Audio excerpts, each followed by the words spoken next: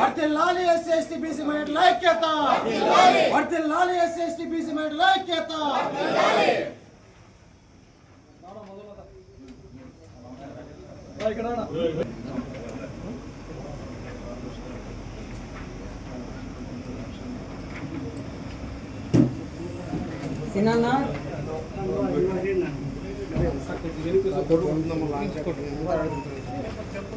బహుజనుల ఐక్యత, బహుజనుల ఐక్యత.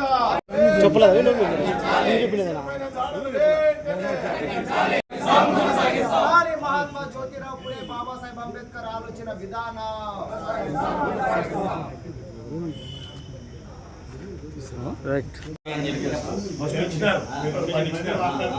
అసమర్థత ప్రభుత్వంలో బీగాలు వేసినటువంటి రాజకీయ దొంగ నాయకులను చెప్తాను, ప్రశ్నిస్తున్నాం. ఇంత దారుణమా? బీసీలు ఎస్సీ ఎస్టీలు సభ పెట్టుకుంటే కూడా ఈ ఆర్ఎన్పిలో వీళ్ళకి అర్హత లేదని ఈ సందర్భంగా ప్రశ్నిస్తున్నాం.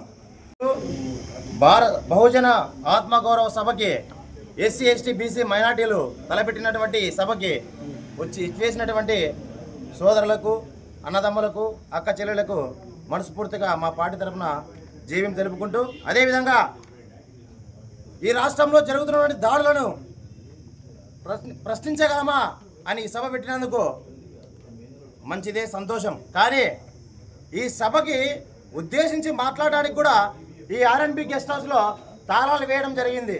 ఇదేనా బహుజనులకు జరుగుతున్నటువంటి అన్యాయం అని ఈ సందర్భంగా నేను ప్రశ్నిస్తున్నాను.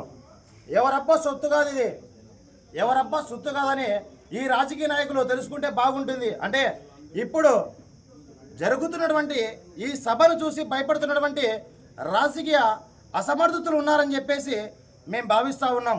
అయితే ఇంకా మీ ఆటలు కొనసాగించేది ఆపండి. అయితే ఎస్సీ ఎస్టీ బీసీ మైనార్టీ వర్గాలన్నీ కలుసుకొని బహుజనులకు రాజ్యాధికారం వచ్చే దిశగా వీళ్ళు ప్రయాణం చేస్తున్నారని చెప్పేసి మీరు భయపడుతున్నారని చెప్పేసి ఈ సందర్భంగా మేము గంటాపదంగా తెలియజేస్తున్నాం. అయితే ఒకటే చెప్పదలుచుకున్నా, బీసీలకి చట్టసభల్లో ఏదైతే వాళ్ళ శాతం ఉందో వాళ్ళకి వాళ్ళ వాటా ఇవ్వండి, ఎస్సీలకి ఏదైతే ఉందో వారి వాటా వాళ్ళకి ఇవ్వండి.